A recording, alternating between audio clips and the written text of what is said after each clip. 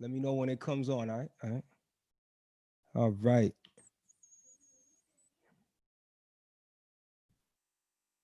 Peace, peace, peace. Welcome, welcome to Out the Box Talks. I'm your host, Cril. What's up, man? Got a live stream tonight. Got a special guest with me. Yeah. What's What's up? good? Got my brother Wordsworth. What's happening, What man? up, man? How you doing? I'm feeling great, man. I'm doing real well, man. Everything is well. Everything is well, man. I'm great. That's good to hear, man. That's good to hear. Let me just I'm hearing a little echo here. Let me just Yeah, it's cool. make sure.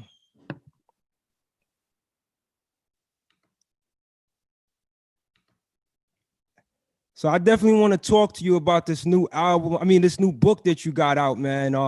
I've been seeing like your posts, about the new book. But before we like kind of get into that, I would love for to just give the people out there a understanding of how you got started in hip hop, man. Like just give them a little introduction to yourself of how like this whole idea of you wanting to be an MC got started from the jump. Yeah, well, it started from me seeing like my sister and my cousin like doing it. So, they're older than me by a couple years. So my sister was heavy into more so the dancing aspect of it. So she used to dance actually with some of the brand Nubian dancers as well back then. And then also my cousin Elliot, he was more like a freestyle like master with that when I was younger. So I was looking up to them. So Mm, I was in like fifth grade. They were like ninth grade by then. So I'm looking up to them do it. And that's wow. really what inspired me to really start rapping. And then I was battling in like fifth grade, battling like sixth graders and stuff like that. But I didn't know what I was saying then. I just was excited to do it just because I think what ultimately made me excited to do it was the fact that hip hop does not take a lot of money to do. Indeed. Like you can start banging on the elevator door going downstairs. That would happen often. Get outside, you banging on the car hood. You start going to the park, you're bouncing the ball, but then you beatboxing, somebody beatboxing, and you were always able to kind of tap into doing hip hop at any time. And that's what really made me love doing it. Indeed, indeed. And I know you're originally from Brooklyn. That's Right. where I first met you. Like we were saying, like, damn, 20 years ago, Yeah, it's man. gotta be. It might be more. It might be more than that, Yo, that's crazy, man. I remember I met you. We was actually working on a film, which me and my this dude that I was working with to produce this documentary, which crazy enough, it ain't even come out yet. But you It's still gonna working on eventually come out at some it? point, man. It just took a different direction. Yeah. Like he moved out of town, and we just have to get back together and kind of make it happen. But I met you there, Mhm. and around the time you was still like performing at the New Yorican Poets Cafe. Right, In right. fact, you did it when that was when Mirror Music came out, Okay. and you brought Odyssey and Ken Starr on stage, and that's the first time I even knew who Odyssey was. Right, You know what I'm right. saying? So going all the way back like that, man. But you always been a brother that's been very humble, very much, into the lyrics, into the, the grassroots hip hop scene. Now I know you in Florida right now, right? Yeah, yeah.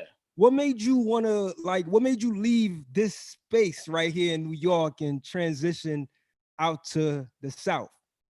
Man, my wife family, they bought a house down here and then I wound up buying a house down here. So Mm, it was really that support of my wife, wanting to be closer to her family. And right. it was rough when I got down here at first. I was kind of like, oh man, I'm gonna lose the vibe and the energy of New York.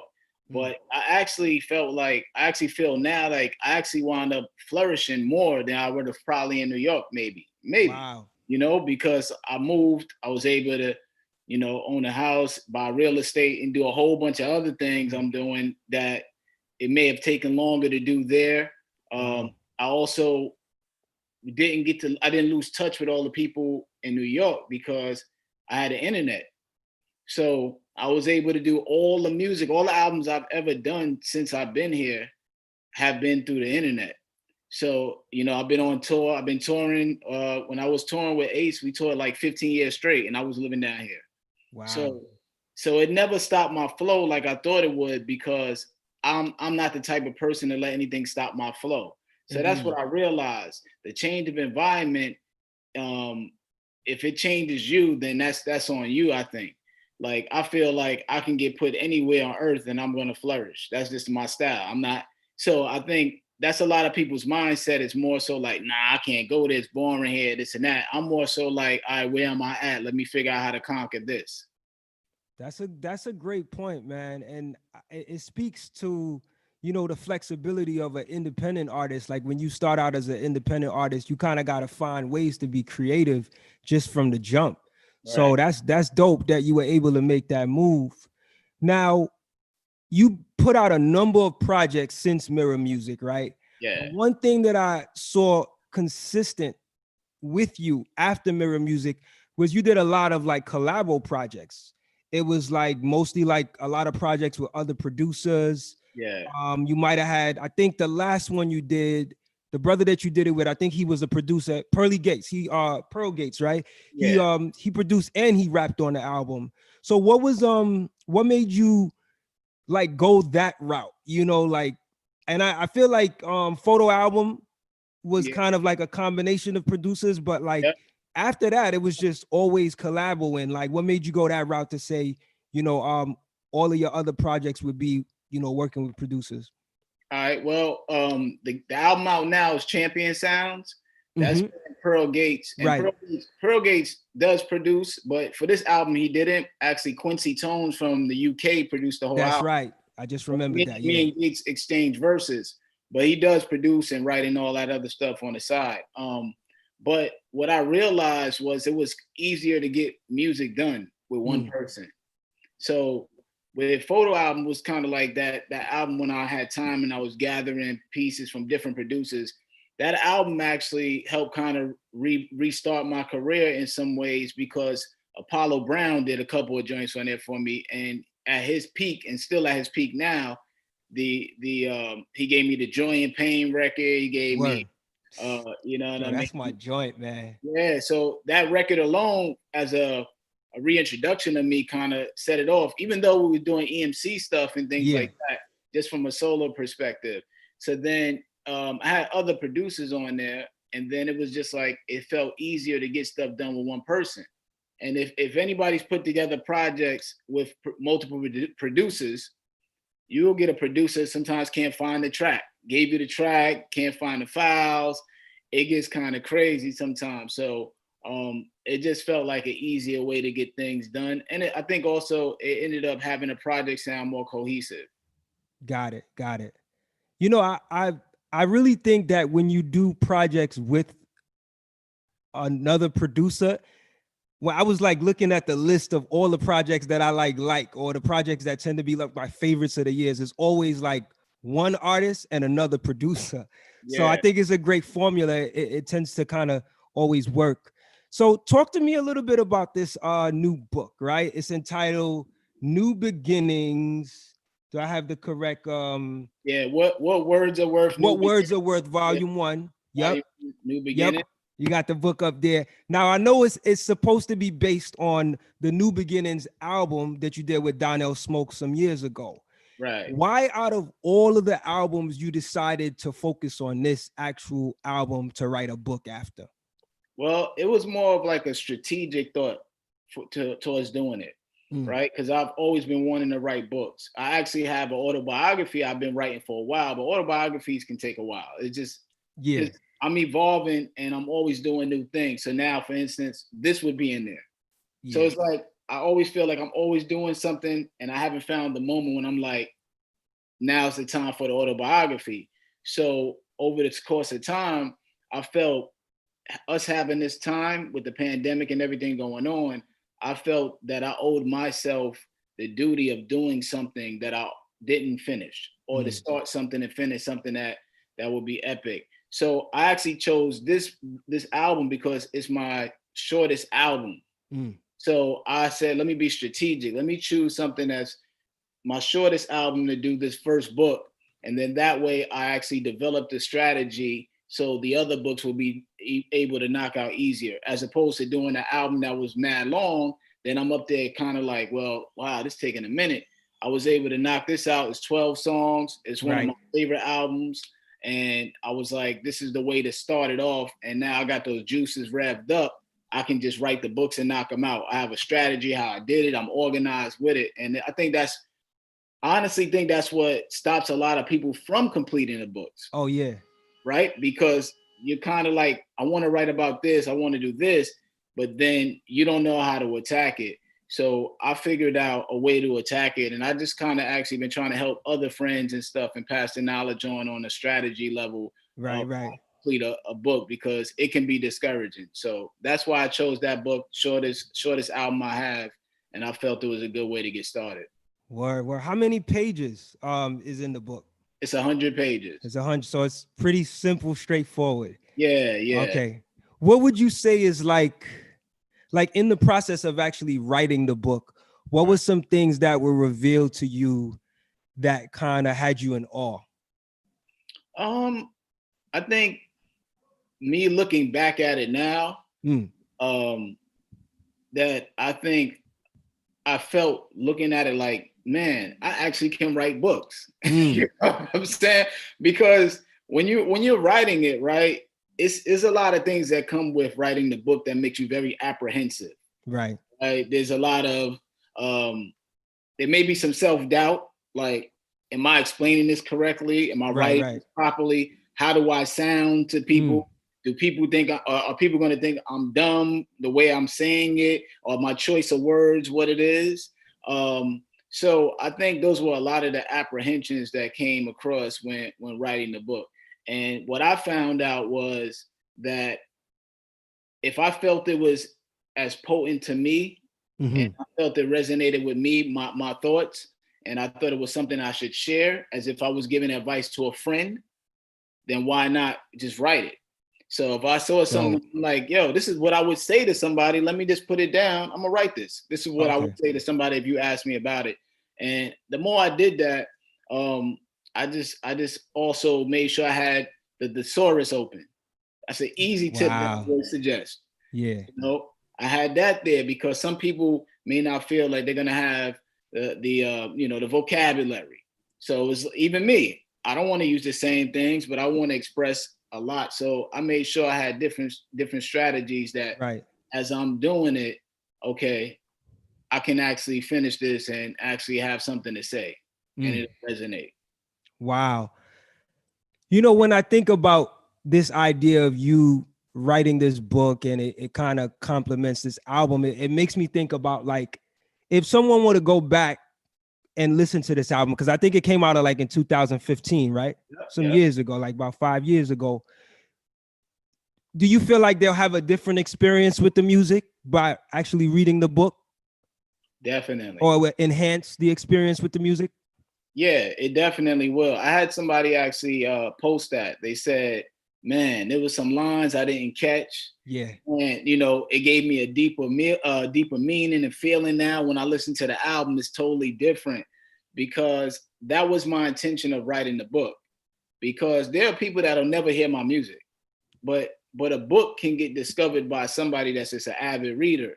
So, a book I can probably give to somebody that's like 80 years old that is never going to hear my music, but still find me to be as potent as a writer.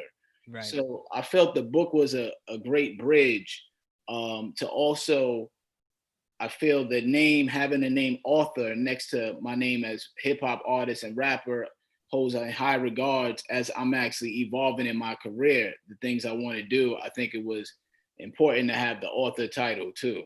So, how long did it take you to write it? It took me a month and a half. About a month. Wow. Yeah. So you really had that strategy planned out. I like that. Yeah, because the pandemic hit. So wow. I did it. I wrote it during the pandemic. So the end of March, I was probably done March, April, probably like a little after end of April, probably like that.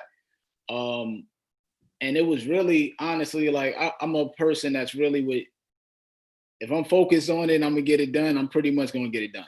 That's beautiful. So I woke up every morning and sat at the table, man. Every morning. Every Like, morning. but every morning, man, I had the same routine.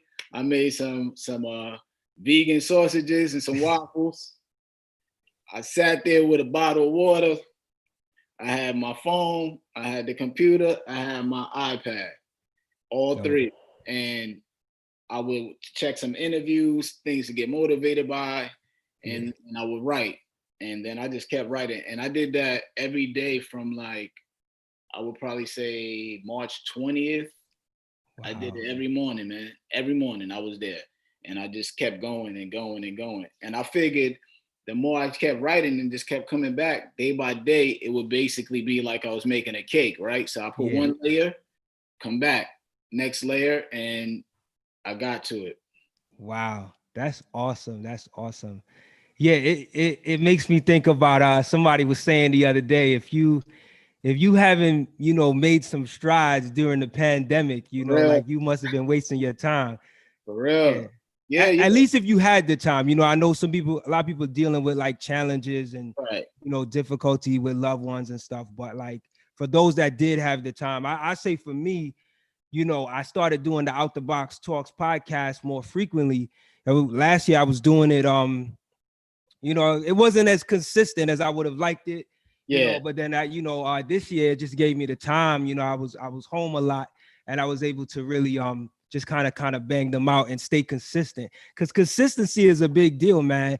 The fact that you got up every morning Every and morning. like stuck to that, like talk about that, like the discipline that it took for you to, stick to it. Like you have this goal, even though it's a shorter, there's a shorter strategy in getting this out there, still takes a level of discipline. You know what I mean? Yeah. I mean, I look at it like once I put something out there that I'm gonna do it, I hold myself to high regards and accountability. I'm just very high with Right. accountability.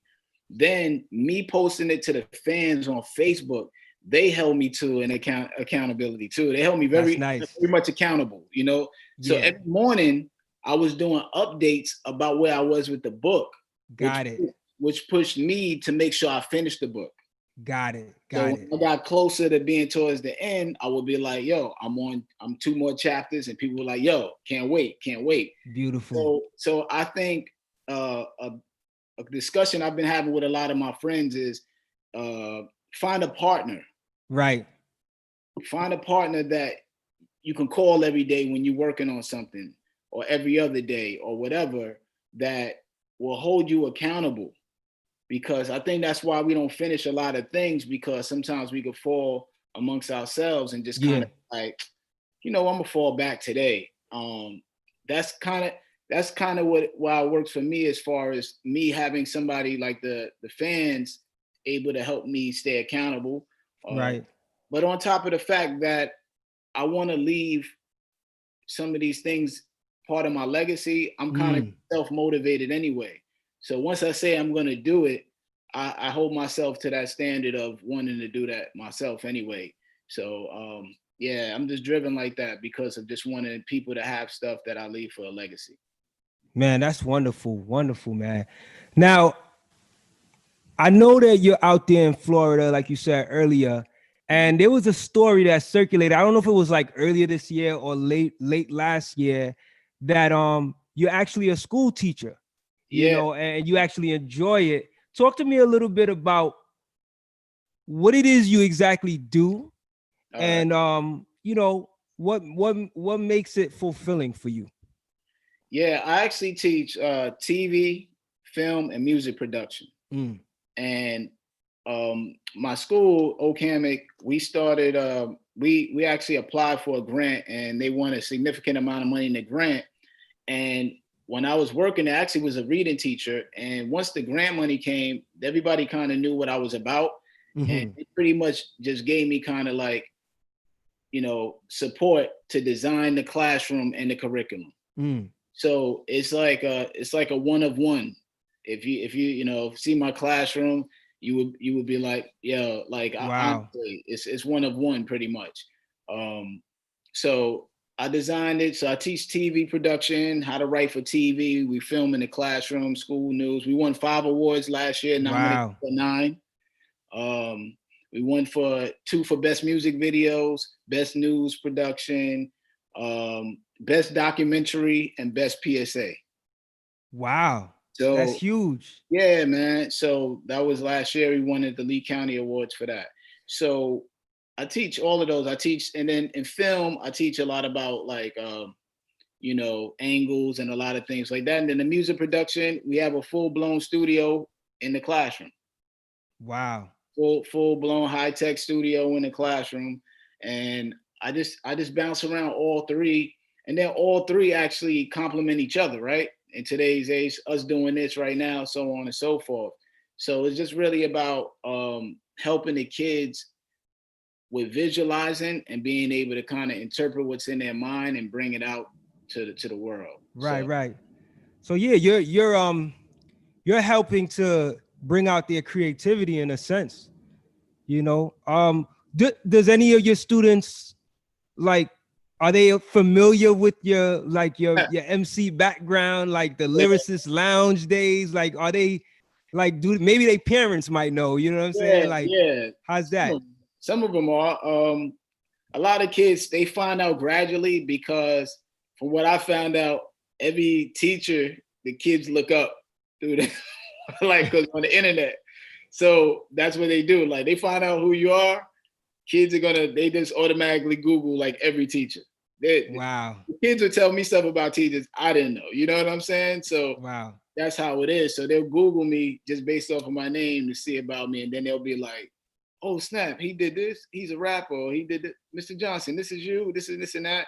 I ignore it for a little while. I'll be like, "I don't know what you talk about right now. We gotta finish this, you know." But yeah. So and then sometimes the parents, so on and so forth, and just me being active with doing certain things. Some people that follow me, I post about it, so I promote the things that I got currently going on, and then it all goes hand in hand. So Wow. it helps a lot. I think the main thing that helps me with the kids is that I've done a lot of kids things. So I did the SpongeBob movie soundtrack that came out, Dexter's Laboratory hip hop CD, did a Dino Wow. 5 kids cartoon, and then currently I'm on Netflix right now with me and Prince Paul and Peabody and Sherman. So Wow. Talk so about that. Talk about the stuff that you've done. So you said you you know you on Netflix, right? With right, is that with Prince Paul you said? yeah, on Peabody Okay. and But Sherman. just tell me a little bit about the other stuff, like, cause it seems like I'm curious to know like what your contributions were particularly. Did you like do any like rapping or writing? Yeah, yeah, Okay, yeah. good. SpongeBob SquarePants, the movie soundtrack, have a song on there called "The Bubble Party." If you go on YouTube, they actually made a video for it, and you hear me rapping, and it's a whole real video. Yo, Um, I and didn't know that. and Wow. then the Dexter's Laboratory hip hop experiment, I did a song called "Back to the Lab Again." That's pretty big for that. Um, and this is all with Prince Paul helping me and Shout out to Michelle, my Prince Paul. publishing administrator, putting it together. And then we did an album called The Dino 5. That's me, Charlie Tune, The Scratch of the Roots, and Ladybug Mecca, produced by Prince Paul. So Wow. then just me building the accolades of the cartoon aspect when the Peabody and Sherman situation came about from my publishing administrator, Michelle, and me and Prince Paul have the same publishing administrator, and we have success doing these projects. It was kind of like, get these guys. So Yeah. yeah, check it out. It's episode 2 on season 1. So you can check it out. You'll see me there as myself That's what's up. as a cartoon. So those are some of the things that I've been doing from an aspect that got kids into that. And then also been doing movies and TV stuff too along the way. So like Power, last season of Power, me and Gates, we're in a group called The Idea. That's me, Gates, Range, Scott, Scott, Scott Carter. They call him Robot Scott. He actually did some of Kanye's recent stuff, and Jacqueline Constance. We got music on there. CSI, NCIS. Wow. A song called Reloaded. You can look up. It's on it's on iTunes. That's been in there. And then actually right now, St. Judy, the movie that's on Stars. I got this song, Me and Sticks Bones. We have the song that's at the credits. So as soon as the movie ends, it's me rapping right there. Wow. So Wow. those are the things that I've been doing beyond Yeah. music, you know. Brother Florida did you good, man. Man, you know what? Warm weather and You those know, types of opportunities. let me tell you, I Yeah. thank my wife for saying, yo, you know, coming down here. 'Cause It's let me tell always you, the sisters, man. when I got Yes. down here, I thought it was a rap. I was like, yo, what I'm gonna do down here? Like, really? And then I just, like I said, I realized like that's just not in me like that. Yeah. You can put me anywhere and whatever.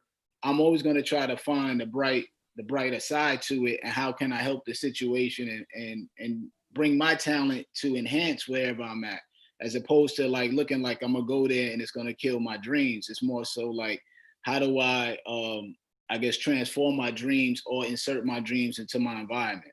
Yeah, indeed, indeed. You know, I wanted to ask you a little bit about family life, right? Because I know you're a father, right? Yeah, I Yeah, got two. yeah, yeah. Your father, you know, you're married, you know, got the family happening. How has that had an impact on your outlook on life? You know, if you just think back of where you came from and where you are now, how has just the idea of, you know, being that type of having that type of responsibility had an outlook on your life and your artistry today? Yeah, I think what I realized is just actually understanding the power in building memories. Mm, And me being an artist younger, when you're the young artist and you're coming up, and as I was thriving doing my thing, it's very selfish because you feel as the hustler's mentality of everything and every moment you're working towards your dream to get this big lotto ticket to feed a family. So you get into this zone of sometimes just having to be all you. And it's very difficult to balance that. So I was fortunate to be able to do a lot of that. And then once I started teaching and so on and so forth, it kind of hmm. like all worked together because now I'm able to be home and teach. And I've been here during my daughter's formative years. So Mm, that was very, very important to be there for that. But I missed a lot of birthdays and anniversaries being on the road and on tour. And, you know, my wife held it down for me. So it's just that I think I realized the mentality, you just got to try to find that balance of craft and memories as an artist with your family, because you do you get this rush from the chase, and the chase can't replace. mm. You know what I'm saying? So, and that's just kind of the mentality, whether it's music, art, it could be, you know, you doing your show and whatever the case may be. Sometimes the chase for the next big thing, and it'll just kind of like um, hinder things. But Yeah. I talk about that in the book on like how they had to trade off a lot for me to go do what I did Mm. to become who I am. Right, right, right, right. You It's know, always a sacrifice man, it was huge and sacrifice. stuff people just never know about, you Yeah. know. But you've been so good at, like, when I listen to your music, not only are you a skilled lyricist, like a lot of your music talks about like real life stuff, and you put it together very poetically too, which is definitely dope to recognize you for. Like, you don't just write about relatable stuff, but sometimes you put it together in creative ways too, so that the listener that's really into the lyrics, you know, gets that experience. So Yeah, yeah. thanks, man. Thanks. I mean, when I write it, I just try to like always think of ways and angles for it to reflect a mutual thought. But now it doesn't always have to be me, you know. Like I feel like, you know, I'm just I'm a vessel, a messenger for all my experiences, and being able to convey it for somebody that's dealing with whatever. You know, Mm, somebody may be dealing with that, somebody dealing with this. So then, how can I? Uh, what's my purpose for being able to make this music? Right? If we yeah. all already know what music does, how it heals, how it unites, how it communicates, and the impact it has, I need to be responsible in whatever I'm going to say and how I'm crafting it, so that way it can impact and cause a rippling effect. See, Mm-hmm. that's my whole thought process is I don't think that everything I'm doing now is going to impact maybe the same day as. I kind of look at it as 20 years, 30 years from now, when I'm not here, somebody will bump into the book or the music, and then that's how it goes.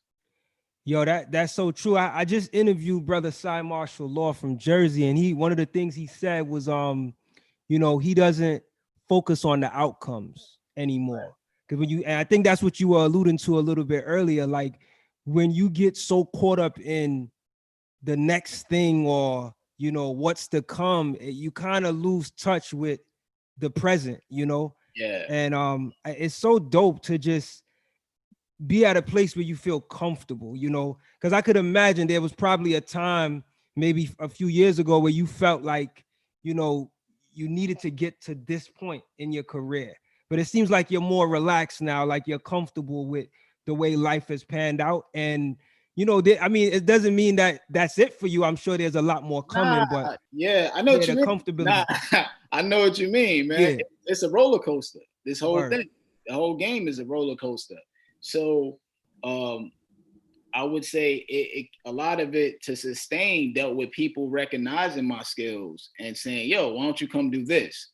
Yo, you ill, why don't you come do this? And then me also having a lot of self-assessment and self-awareness and self-realization of where I was in my career. You know what I'm saying? Like, so I try to tell people, like, let's say you're an underground artist, I've seen people that I know that aren't as hot as they maybe was at once, but they're pressing up like 6,000 records. And it's like, what are you going to do with that? Right. I'm more of a realistic person with it. I'm more so like, all right, I'm going to press up this amount, sell that, and do the flip. Or this is where I'm at with what I'm doing. And how do I maximize what I have and where I'm at, as opposed to letting my ego tell me where I should be. And the pride and aspect of what people think and where you should be can affect the fact of how you approach doing things. Right. I'm mad comfortable with how I approach doing things and who I am. So I'm just going to make the music the best way I can. I'm going to do this the best way I can and go about it like that. And I don't do stuff out of desperation. Nice. I'm not in that position to have to do it out of desperation. I do it out of the fact that I enjoy it and I love it. So I think that also plays into the fact that I'm able to put the quality into the things I do because of just being able to take my time and harness my skills. Right. When I think about you and just your history in hip hop, right? Like you came up in a time that the raucous era was kind of booming. Right. You got you on records with MF Doom, you know what I'm saying? Like I remember that track that C Ray's Walls put out, you was on that. And you're amongst some of the greatest in terms of like raw hip hop, you know what I'm saying? Actually, yeah, the joint you was on too. I think you on 2 joints with Doom. I think you was on the Prince Paul joint too, right? Yeah, I'm on that. Yeah. But I think that's the only one I did with Doom. And it's so wild because okay, I might have been wrong about the C Ray's Walls joint. Yeah, I think about it now, and I'm like, I don't even realize that I had did the joint with Doom until like sometimes I think about it because it's like I remember doing the record, and I know I have that record, but I don't. Yeah. It doesn't even hit me sometimes. Like, yo, I did do a record with Doom, So it is kind of dope for me.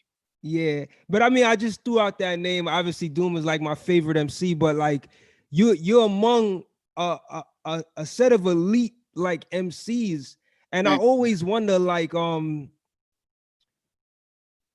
did you ever feel like your career could have went a different way? Because I know you started out, you was actually on a Lyricist Lounge show. Right. Did you ever feel like that at a point your career could have went a different way where you might have been more recognized or more known? And at what point did you say, you know what, it's all good, I'm gonna just go this way? Man, it's a great question. So how I see it is, I pretty much was the first in my family or to do a lot of that stuff. Like the show was the first time in Hollywood. I look at it like, there's going to be a lot of us are LeBrons. I feel like I'm a LeBron, right? And at that time, I didn't have the right team as far as maybe like I didn't probably have the right epic manager, agent, or whatever. You know what I'm saying? Whatever I had being loyal or whatever the case. So I don't think like I always had maybe the proper people around me, which is fine. You know, sometimes that's how it is, right? So I kind of look at it as a sports in a way. There's going to be athletes like a Tracy McGrady, a T-Mac, incredible. You know what I'm saying? But T-Mac hasn't always had, you know, the opportunities or the team or whatever he needed around him to get him the ring, right? So in that regards, how I equate my career is more so I may not get the ring as the player, but I can get the ring as the coach. So I kind of look at it like that.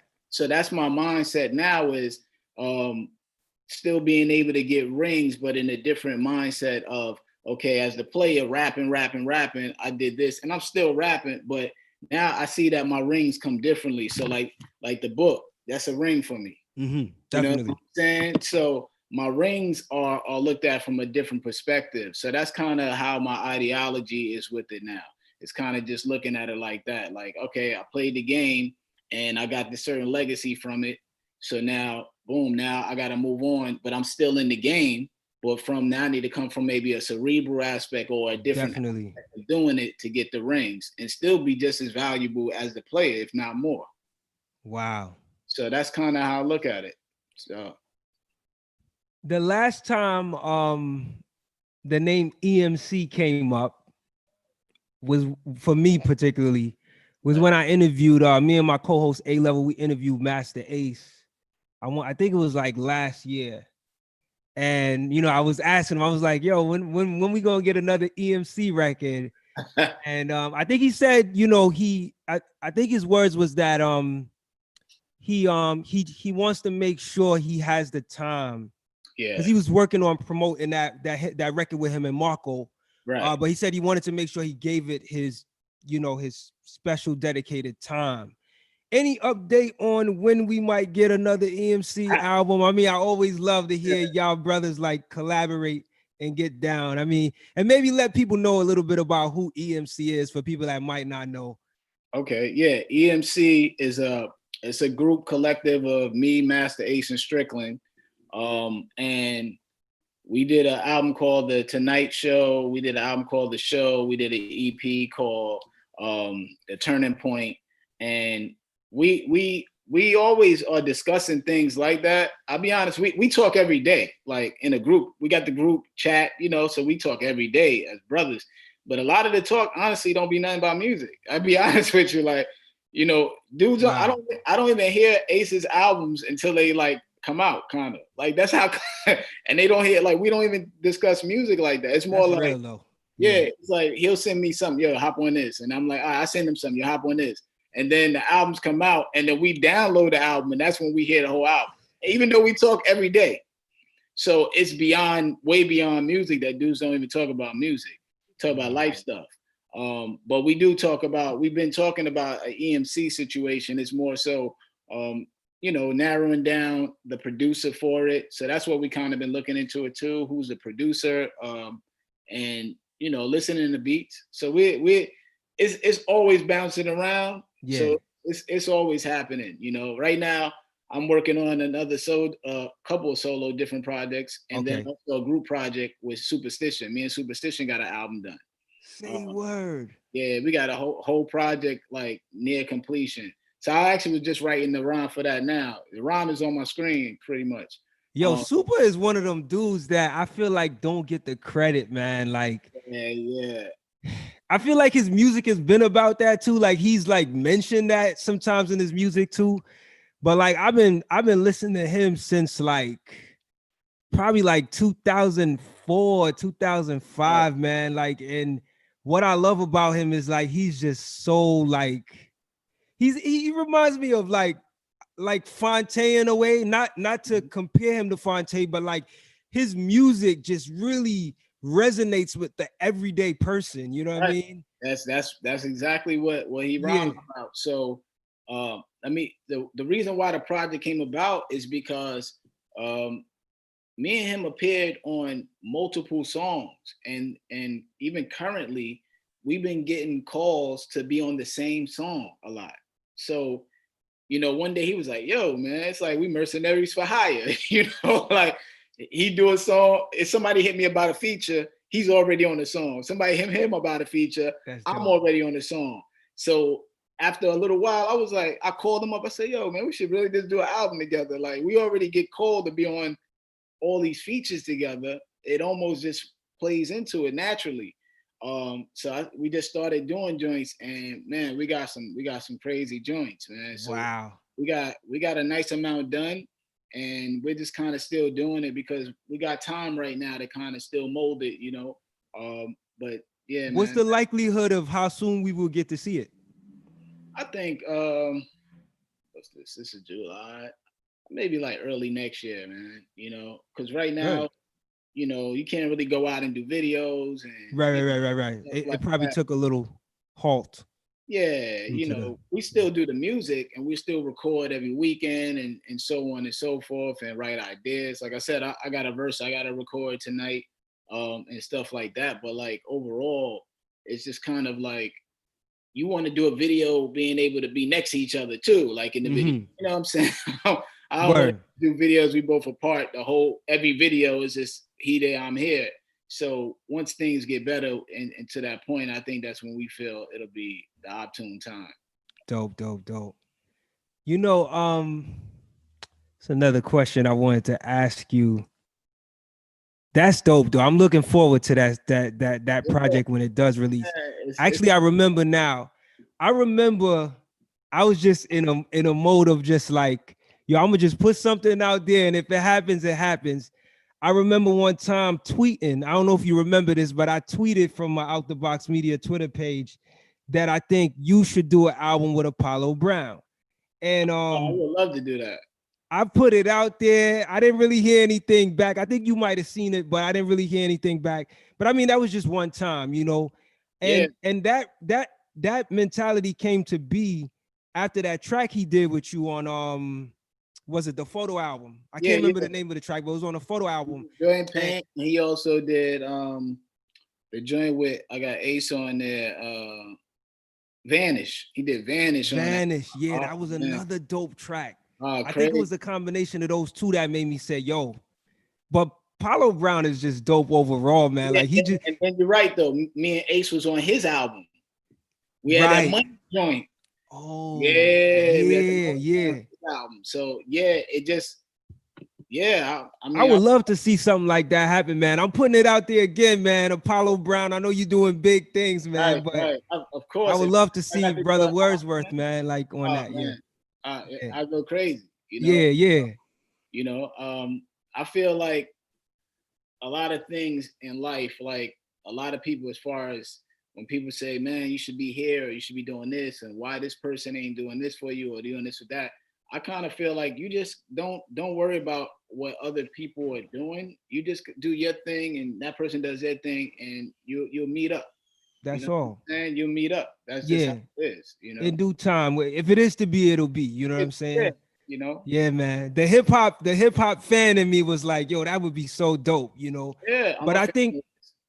Yeah, what I think is like, but whenever you do put out music, like I said, man, I'm a lyric head, so I listen and you always bring it. You know what I mean? Like when you, I mean, it's been, you put the last album you put out was in 2019, so it was last year. Yeah.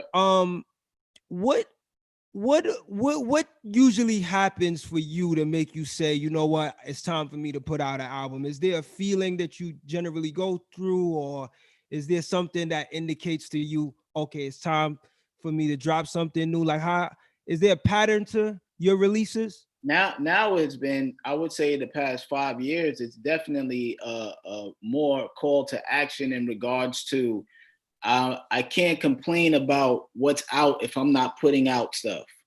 So I held myself more accountable to making sure I have a project every year. So that's kind of where it is. So like right now, you might have gotten the Superstition album or so with me and him, right? What things are. So it would have been kind of on schedule. Yeah. But now it may be like a year later, which is cool. But I felt like I don't want to be one of those people complaining about what's going on and not contributing. So I'd rather contribute than complain.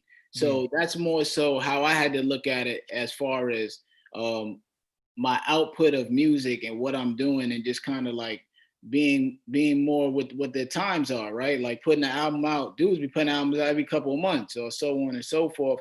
So just being more prolific with what I'm doing, I just feel like I should hold myself more accountable to putting out projects of some value and quality, so that way my contributions is the way I speak up. So if I give you examples of different music and stuff like that, then you have something to compare it to. But if you're sitting there complaining and not giving people something to compare it to, you're pretty much basically not really contributing to the conversation and make an impact. That makes so much sense, man, and very a very humble perspective. So I appreciate that.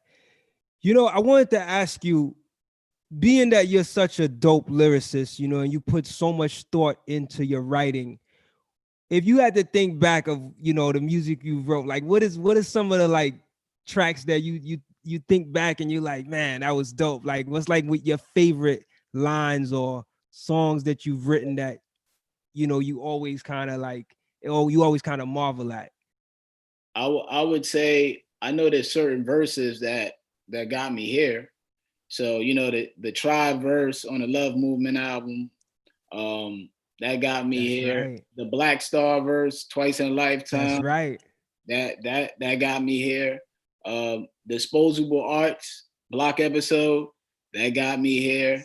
And then some of my favorite songs that I've written personally, the Mirror Music album got me here Oh yeah. for probably the rest of my career, because that album actually broke a stereotype of a battle rapper for me. That was the album that established me as a songwriter Right. and storyteller. So I was able to, it wasn't no more underground. It was like, yo, he's a storyteller. Yeah. So I was able to shed that, and that was very fortunate. So that album alone and me doing that, I got an XL and double XL for that. So Wow. that in itself was able, like when that happened, I was like, yo, I did it. Let me, you know what I'm saying? Cause like, you know, back then, once you was that backpack underground, it was like, if you got labeled that forever, it was pretty much a rap for real. Now it's more so like, okay, storyteller. That's what people identify me with. Right. So those are the moments. My favorite songs, though, I would say is probably The Oldest, Test of Time, which is in the book. Right. The Oldest, The Test of Time. I would say, of course, Joy and Pain, man. Yeah, Joy and Pain. I like That that. one, it was helped a lot. Man, there's 12 months. I like the rhymes in 12 months and the story in that. One Day. One Day, yeah. One Day, that's a big one. Yo, Mirror Music was really, really dope, man. I remember when Mirror Music came out, it was one of the few albums at that time where I actually like sat and listened through, like, I mean, like track for track for track. And it had so much heavy content in there that like it's not one of those projects that you could just listen to and be like, okay, there's no replay value. Like it's one of them projects that you could definitely continue to listen and find new things, experience new things. I thought that would have been the book, you know what I mean? But yeah. Yeah. It'll be a book though, because remember, this is volume 1. Right. So I like that idea. Yeah. it's gonna be there. I Yeah. actually been talking about it already. But the other song on that album, which is one of my favorites, is Be a Man. Yes, I remember that. And that song to this day gets played on my statements. I see that still. And I think that record, the content in that still resonates with brothers. Like, you know, asking my niece for money to help buy my mom birthday gift and all the things like that. So the messages in there, I think, were just valid and just kind of mature. And that's kind of how I've always looked at what I'm writing, just kind of like putting myself in somebody else's shoes a Right. lot of times. And I think that's what's helped me maintain. Wow, that's amazing, man. So the book is out. Where can people find the book? Is it on like a website of yours or is it? It's on this is the book right here, and you can get it on Amazon. there's a digital There's a copy, digital okay. the digital version, the paperback version is there. It's been doing pretty well. A I'm gonna lot go of get that people. digital version so I get it one time, man. Yeah. Yeah, yeah. I need I want to get the physical too, but I sometimes I don't like waiting, so I'm gonna get the Nah, it's all digital. Yeah. good. Yeah, Yeah. the digital download. And then a lot of people just been supporting it on, man. It's been, I think it's put a new light on me on the basis of, like I said, man, the music is one thing, but there's a lot of people that will never listen to my music, even if they're close friends and family. It's just what it is, and I'm cool with that. It's nothing personal. It's just that the forums that people like to consume things are different. Some people like to listen to, I'm working on an audio book too for it, and it's me doing it. Nice. What I'm saying? Ace did the forward in my book, and he did his part for the audio book. So you'll have that. So I'm finishing up the audio book. So people that like it in that forum, people that just, like you said, the digital. I got the digital. I got it on my iPad and my phone. Of course, yeah. Because I'm just amazed that I have it myself. Yeah. So just really preparing stuff for those different forums. A lot of the people that work at my school, teachers and so on and so forth, they supported it, and avid readers. So it was able to give them that, because a lot of them may not listen to my music at all, but the book is kind of like, okay, I can see, what he's writing. Yeah. Which is what I wanted to really unveil. I felt I want to have somebody go up there on stage, and it's cool when somebody goes up there and they're able to open up the book and say, this is a poem from this. We've all seen that. It's a certain power to that. You spoke about Ace, and it just brought this to my attention. Like, Ace is such like a big brother. It seems like to you, and just his whole aura. You know what I'm saying? Is just like this OG in the game that could pass the knowledge on. Like, talk a little bit about your relationship with him, and how his influence on you, had a positive impact on you. Well, it's funny, man, because yesterday I was going through some of I think it's the 30th anniversary of Take a Look Around. So that, I think it's of that. So me and Gates, I was going through some stuff and I was listening to it, and I looked back at the track list. I was like, yo, you got some crazies on here. I was looking forward to buy it on iTunes. But I was able to remember when my mom bought me the cassette and I sat there and read the credits. So I have a whole story about that whole album that I was able to tell Ace about when I bought it. Wow. Which is dope. So I'm able to talk to a lot of my friends sometimes about me buying the album and how it feels, because I don't know if they know how that felt for people to buy their product and say, yeah, yo, and actually be friends with the people, kind of, So being around Ace, I learned so much about life and about the business. Him taking us on tour in 2001, from 2001 to 2015, I toured with Ace every year overseas. You know what I'm saying? And him taking me on tour also helped to sustain my career, because it helped build up my visibility every year, every country, every city. It brought me places I've never been. I was able to build up my sustainability, help me feed the family, and so on and so forth. So he definitely is big brother, and I can call him and ask him about things because he's experienced it before me, right? He's been in the game before me, so he's probably seen. It's like him being on the court. If we had to look at a LeBron, Kyrie, I would probably be like a Kyrie, right. LeBron, and he has that vision, to be like, move over here, and not even look and pass me the ball. You know what I'm saying? So I look at it like that, as far as being able to tap into his instincts and experience about things I should do in my career and things like that. And then I would say just the confidence in what I'm doing, I got from him too, as far as he'll do a whole album. I won't hear the album. You know what I'm saying? and I'll do my whole album. He won't hear it. And there's no offense there. Or Gates will do a whole album. Or Strick is working on music. Like, we don't even talk about music so much because we're all confident in the fact that we're going to do what we do, but we're all concerned about each other's well-being and daily activities, So That's how it is. Dope, dope, dope. When was the last time you actually was on tour with Ace? I was on tour with them 5 years ago, right before I started. Wow. Yep, Was that with EMC? it was with EMC. EMC. Got it. When I got hired to teach, I actually had a tour already booked. And I like to gotta shout out my principal because she was like, she okayed for me to go on that tour.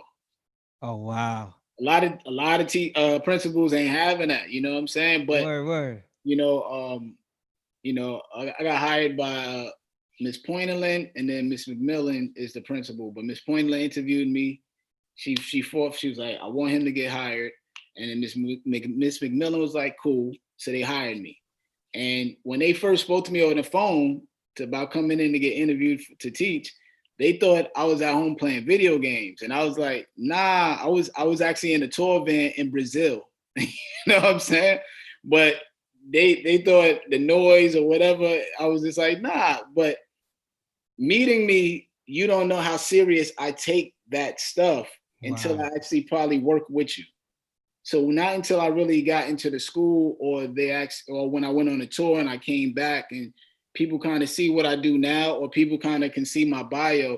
A lot of people I work with don't really know what I do because I don't go to the job and bring up my music at all. I'm only in there focused on the best thing for the kids, and that's all I care about. Like once I go in that building, my whole day stops. You know what I'm saying? I don't answer my phone for like 8 hours. I'm straight in there. I ain't on no texting. Ain't nothing like that going on. I'm 100% in. And then when I come out, it's the same thing. So I shut that off, and then I got to be dad and so on and so forth. Right. You know what Talk I'm saying? to me about how you manage that, right? Because that's a lot to balance, right? Like you have this identity as an artist, right? Which is not no small thing, right? Like you might not be as famous or as popular as certain people, but you got your what's that say? You got your stripes in the game. Like people know you know what I mean, to a degree. And at the same time, you're working as a teacher in a school, and then you got to balance family. Like, how does that work for you? Like, did you get to a place where you found like your order and all of that? Yeah, let me tell you, man, there was a time when this is before teaching, this was during the tour times. And I felt I needed to have a schedule. So I made a schedule for myself as if I had a 9 to 5. So I would take my daughters to school in the morning. Then I would get back, and then I would write rhymes from 9 to 12. Then I would do an hour like lunch break and play 2K. And then from 12, you got time to get 2K in, huh? I did that, but that was my lunch break. So I did it like that, like because right. I needed discipline, because as artists, we're such scatterbrain, and when you're an artist, you get on this vibe of waking up when you want to, and you just all over. There's no structure really with that. There's been no structure with that, and you get to a point you might enjoy it to the point you become complacent or lazy, and that's not my style. So I said, what I'm going to do is I'm going to make it as if I had a regular 9 to 5.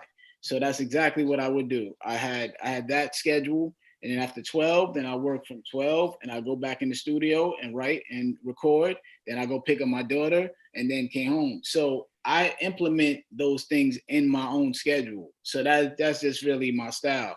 I'm able to do it and just do that. Same thing with, like I said, how I wrote the book. Once I say I'm going to do this every day, this is how it's going to be. I'm not going to be like veering off from the schedule crazy. I don't do that, man. That's really how I roll. If I'm in there and I'm doing this, I'm going to do it 100%. And then when I say, all right, cool, I'm shutting that down, I'm working on this. So I think you have to set up your own timelines and parameters, even if you're an artist. I think you have to set some schedule, man. You got to. Or you'll be a scatterbrain, and you'll be all over the map, and you'll be like, you'll have 20 things done when you have 20 things done, but not one done. You know what I'm saying? 20 things to do, but not one done. Wow, that's so true, man. And it makes so much sense. Like like you was talking about earlier, like having that discipline to create that. Do you feel like if you was in New York, it would have been a little harder to do that? Definitely. It's, you know why? Because in New York, you spend a lot of money daily. You know, I would, you know, in New York, you go outside to hang out, just to hang out. You know, like you go out to eat, you know, and then you hang out for a few hours and you say, yo, I'm hungry again. Let's go eat here. You know, I was spending like, I would probably say $30 to $40 a day if you Wow. think about it, right? And in some regards, when you hang out, if you got money like that, you got to, you know, you go where you got to travel with. If you're driving, it's gas. If you're training, it's, you know, buying, you know what I mean, whatever you need. And then when you get to your people's house and y'all work on music, whatever y'all working on, you got to eat. That's just part of That's the true. game. Yeah. And if you're there early afternoon, you know you're eating late on in the evening. Right. And you're going out probably. And then you bump into somebody and say, yo, they got this popping down here. So then now I'll meet y'all later. Now you in there and It you go going, from one thing to the next. oh, Yeah. yo, it's ridiculous. So this was like I say, man, this was like a blessing for me to like come down here and, you know, be able to do a lot.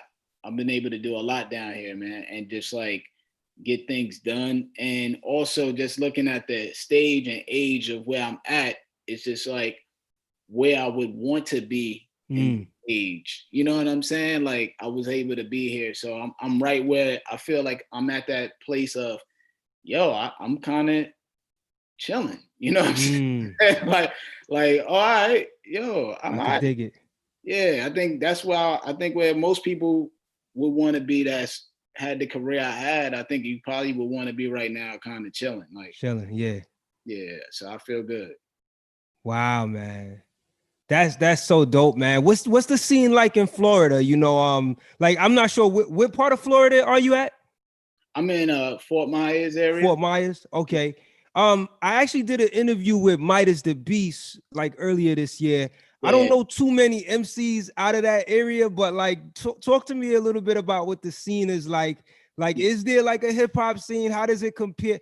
Well, it probably can't compare much to what is here in New York, but like what's that feel like for you, you know, out there? Well, Midas, I see him probably like every year or so because he's in Orlando, so he's a few hours from me. But me and Midas, I was on his live the other day, and we did songs recently too. Actually, he's actually on the album with me and Superstition. So you know, I go to Orlando, and that scene is frequently it's pretty big because I mean Orlando's a city. You got a basketball team. We talking about that's a city. Yeah, You know yeah, definitely. where I'm at, it's a city, but it's a little smaller population, of course. So over there, the scene is real dope in Orlando like that, man. In Fort Myers, they have a small scene as well. There's a program I go to all the time. It's called GCL, Gulf Coast Leisure, and they have this dope open mic like every third Thursday, and they got in the museum downtown. It's crazy, man. The gallery going on. You got art around you. Poet Realms that's out here as well. So I go to all the open mics, man, and I actually been going to most of the open mics as much as possible, actually looking for talent because I wrote a musical. So I've been going there to look for talent so I can kind of start recruiting people for auditions and things like that. But Orlando's dope, man. You got Close out there. Thurston is out there in that Really? Okay. He's in that direction over there.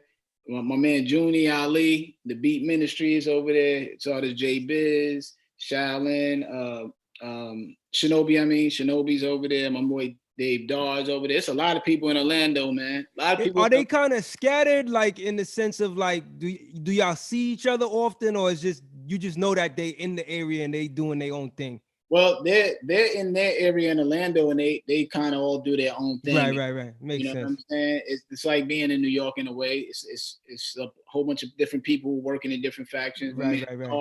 Czar's over there. So they all are there, but they're all kind of different factions too. Like the Beat Ministry and Junie Ali, they have their own thing. Then you got Czar and Darkside, they have their own thing with Midas and them. And there's different crews and stuff like that, but they all pretty much support the same events to an extent. Debbie Deb is out there.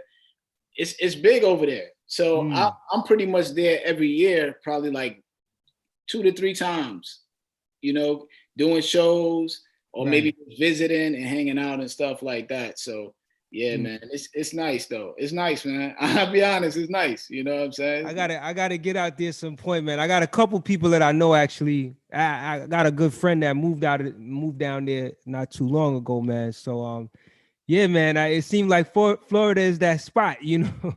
How y'all dealing though with the pandemic and everything right now? Because I know it was some concerns out there. Like, is everybody, like at least everybody around you pretty good and everything? Yeah, we're all good, man. Here, it's crazy. It's crazy, like, because you don't know.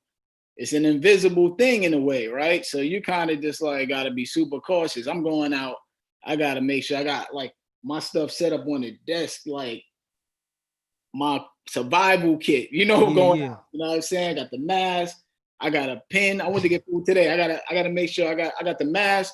I gotta make sure I got my own pen because they give you the receipt with the pen. I'm like, nah, I don't need your pen. Oh wow, okay. So little stuff like that. So yeah, definitely. Got the so pen. You're taking heavy precautions. I hear that. I got my own pen. Got the mask. I got the hand sanitizer. Right. I got this thing. It's called like a cootie key. The joint open doors. But yo, that's crazy.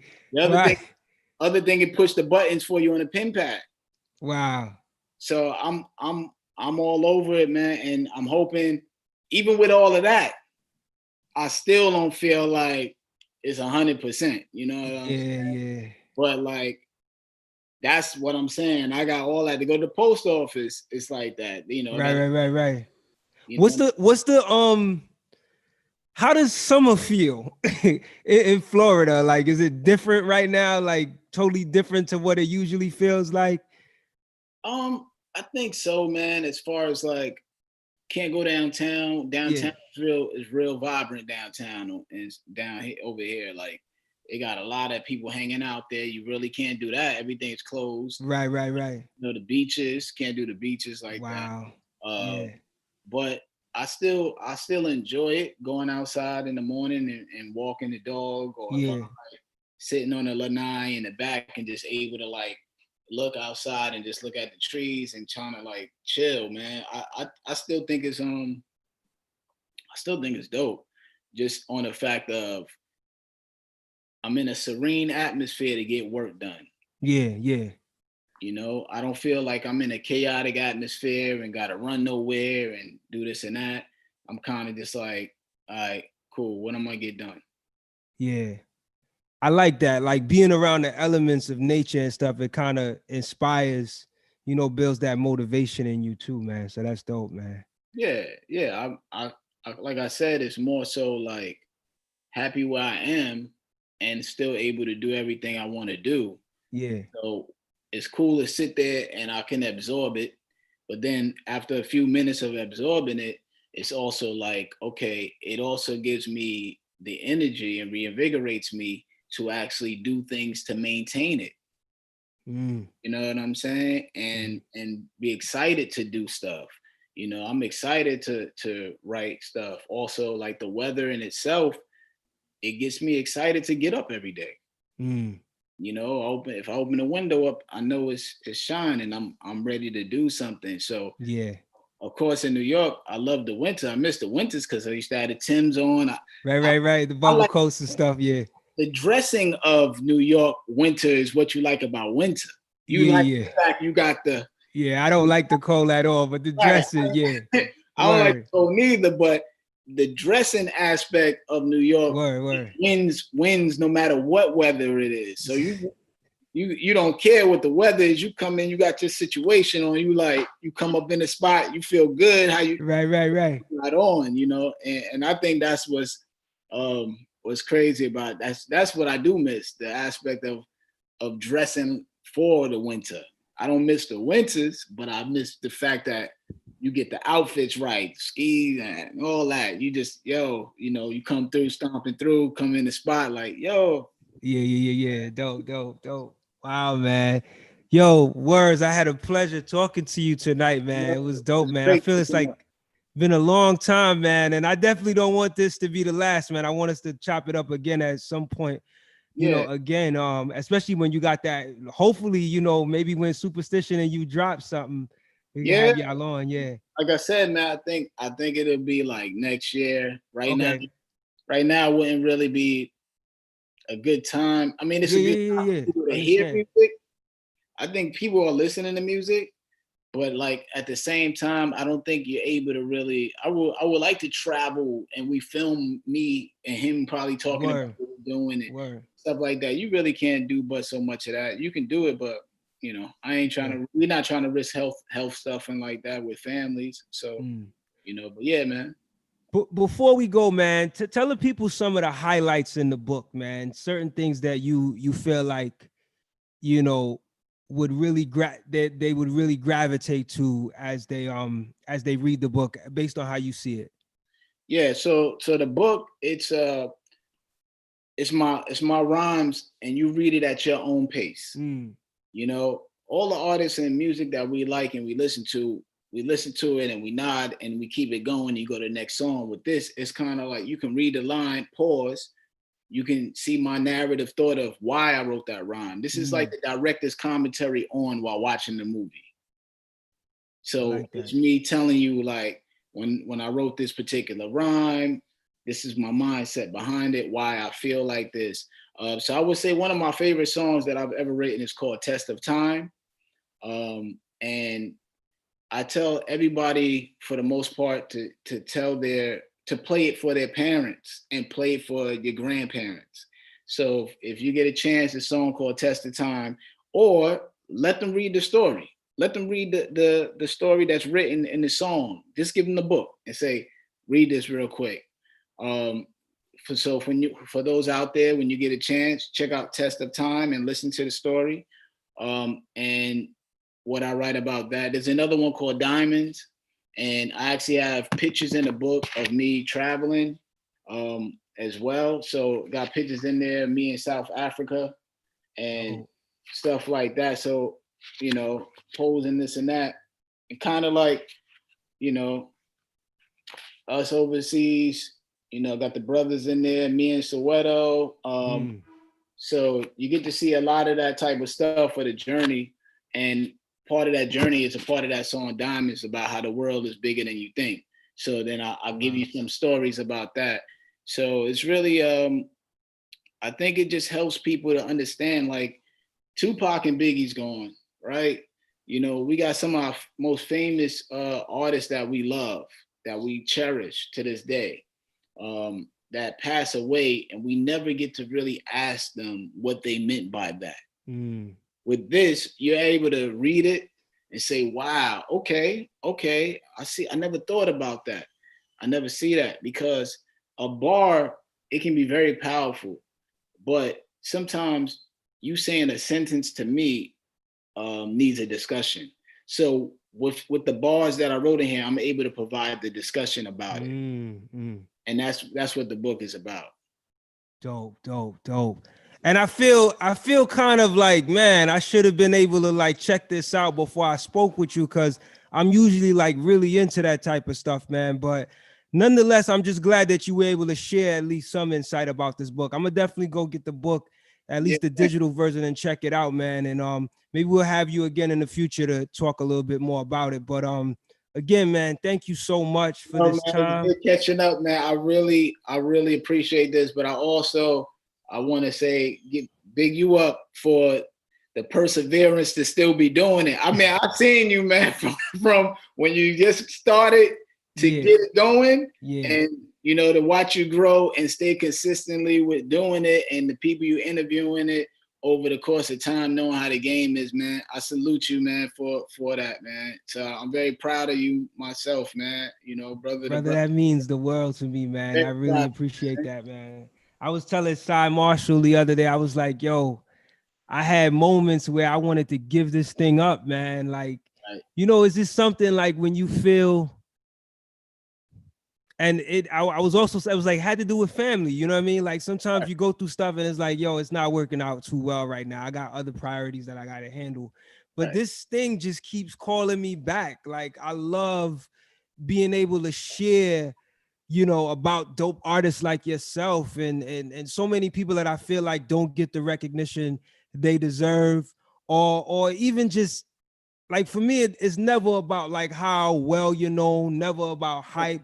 It's all about if your music resonates with me and I feel like I could put it out there, I just love being able to share that, man. So it means a lot to hear that from you, man. Like I definitely appreciate that. Yeah, man. I know the journey, man. I Yeah, know it. This ain't easy, man. It ain't easy, man. You know what I'm yeah. saying? It's not easy. So for us to be doing this, it's actually it's more important that we've done it now than we did it earlier, because it showed how passionate we both were to meet at the top. Wow. You know? Yeah, man. So what else is in store for you, man? I know obviously I know you got some projects coming out, but like let me ask you this. Yeah. What is that thing that you would like to do that would really make it like make that staple for you to say, yo, like I've reached, you know what I'm saying? Like I finally, you know, I have those moments myself where I'm like, if I ever get this MC or this artist, yo, I could probably retire, you know what I mean? Like, but I probably won't. I'll probably continue. But is there a level of like, yo, I want to be able to achieve this? And once I get there, from that point, whatever it be, I'm happy. I'm Yeah, good. yeah. Or are you there already? You know what I'm saying? Or you feel like yeah. I give you insight on it, man. I kind of one of the first things when I went and got my master's, right? I got a master's in music business. And Dope. when I went to get that, one of the first classes said you got to learn the difference between objectives and goals. You get what I'm saying? And why I say that is because we wake up with goals, and most of my friends and a lot of my friends have goals. So it's been dope with me on the phone with them, kind of helping them work on the objectives more so than the goal. So the book is one of the objectives towards a bigger goal. But at one point, the book was a goal.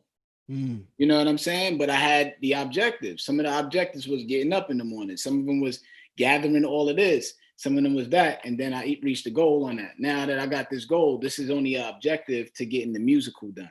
Mm-hmm. You see what I'm saying? So I Wow. got this. And then I got a couple other things I need to do the objectives, and then the goal in the musical. After I get to the musical, that musical is part of the objectives towards me actually getting a film. Yeah, it's like steps Yeah. to that point. Yeah. Yeah, but a lot of like people skip the steps, man. I mean, that's just real. Like Word. the hustle mentality is, yo, when you tell somebody, yo, you know, you should probably do this, and then you gotta do this.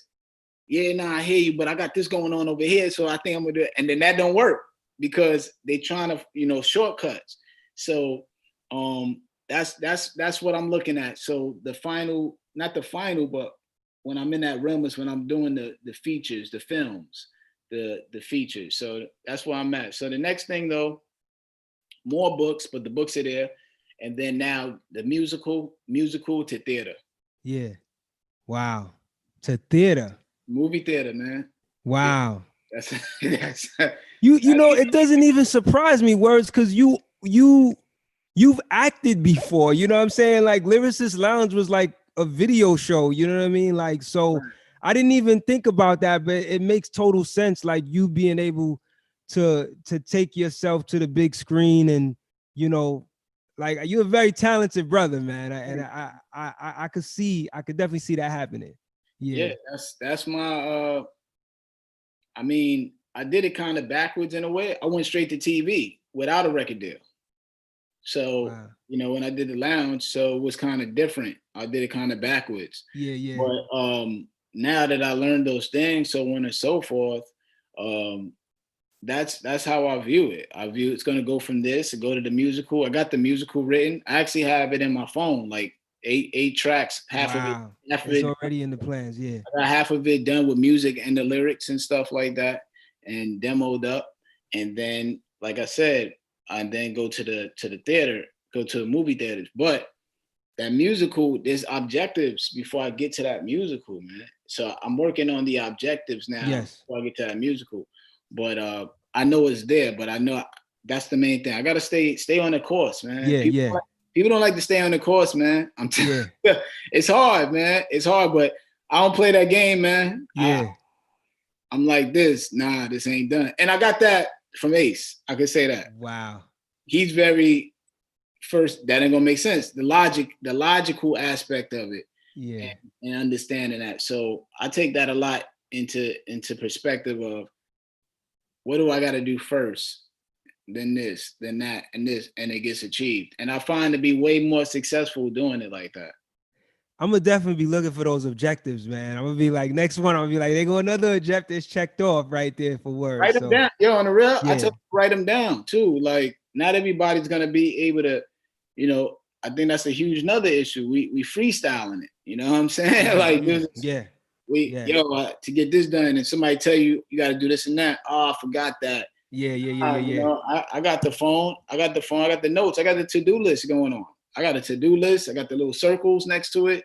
So being organized is a very key that I see holds a lot of us back a lot of times. So I definitely would suggest get structure and get some organization going on with accomplishing these things, because you'll see it. You'll see it, you know. Yeah. You'll see it. What helps you with your structure? Is there like a planner that you use? Is there anything like technological that you use that kind of helps to keep you on track? Yeah, like I said, I do a to-do list. Okay. To-do list. Write it off pad. Write it on there in my phone, to-do list. Got it. Once I got that done, boom, next thing done, boom, or I got that one done. And that way, some people need that visual aid to see where they're going, right? Without that visual aid, you know, and the reminder and the accountability. That list will keep you accountable. So, and also, like you said, putting it out there on social media, that's another level of accountability. You already put it out there, so now you got everybody seeing. You got to kind of live up to it. It's actually a strategy when you think about it. Yeah.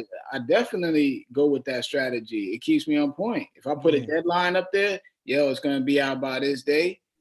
I'm gonna try to make that day, you know, because you know, I hold that in high regards. What I say is what it is. So I think we just got to be a little more organized to get things accomplished. You know what I'm saying? So dope. Listen again, Wordsworth. Thank you again, man. Much success to you. Tell the people where they can find you online. Give them the where they can find the book again, and just close out with your socials and stuff.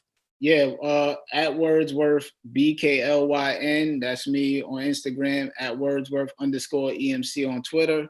I'm on Facebook, got the Wordsworth page, and then I got my real page with my real name. I'm on either or. You can hit me there. The book, What Words Are Worth, Volume 1, New Beginning. Right now, it's out there on Amazon. So order on Amazon. Even got me on the back with my, with everything. Get my. That's from your masters. That's when you got your masters. Yeah. So dope. I got that on there. Got my bio in there with a lot of the things we were discussing that I've been accomplishing and so on and so forth. And yeah, man. So go out there, support it. Contact me if you got questions about it or whatever. If you're trying to, I've had people in Australia trying to get it and they say, "Oh, we can't get it here." I figure it out. You know what I'm saying? Like, I will help you figure it out. Salute. And also for our listeners out there, I mean, you guys gonna see me a little bit more on YouTube. I thank you again, Words, for doing this. I haven't been doing a lot on Out the Box TV, but if you know, Out the Box TV has been like the first thing I started doing. That's like from 2009. So anybody checking this out, you see like we got so much interviews with so much artists. So I'm gonna be trying to do that more. But in the meantime, listeners out there, viewers out there, go check out the Box Talks, our podcast. Me and my co-host A-Level, we do this podcast called Out the Box Talks. Lately, I've been doing a lot of interviews solo with a lot of artists. That's on, you can find that on anchor.fm, Spotify, Google Podcasts, Apple Podcasts. It's strictly audio. This episode will be up there as well, man. But definitely keep checking us out. The website is outtheboxmedia.com. You can subscribe on that website. Also, hit the subscribe button here on YouTube. I ain't get a chance to say that in a while. Yeah, Hit yeah. the subscribe button. I'm gonna go to the YouTube page for sure Word and up. subscribe for sure. No doubt, man. But much success to you, man. Man, I'm man, so man. Yeah, proud of. you can always call me, man, about whatever. Not even just on some what's up music, what you got going on. Just like Respect, man. navigating. You know what I'm Respect, saying? brother. Just to navigate. Yes, man. Yes, man. So I'm definitely gonna be checking for the book and for all the new stuff you got coming out, man. I love when I hear new music from you, but I feel like this book will hold me down. You Yeah, know. Champion Sounds is out now. Me, Pearl Gates, produced by Quincy Yes. Tones. So check out that album, Champion Sounds. We got Coogee Rap on there, Talib Kweli on there, Masta Ace on there, Lee Lease.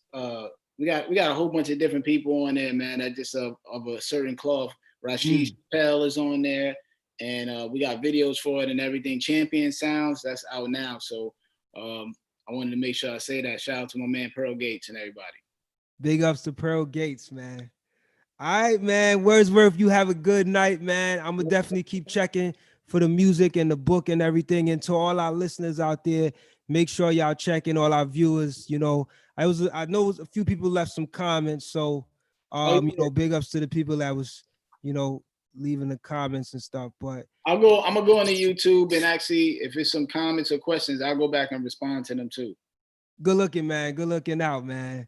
So Words, man, you have a good night, man. We're gonna keep looking out for the music and the book and everything, man. All right, brother. Well, you got my number and everything, man. Hit me up for whatever. Yeah. Send that to me, man. So we could, yeah. All right.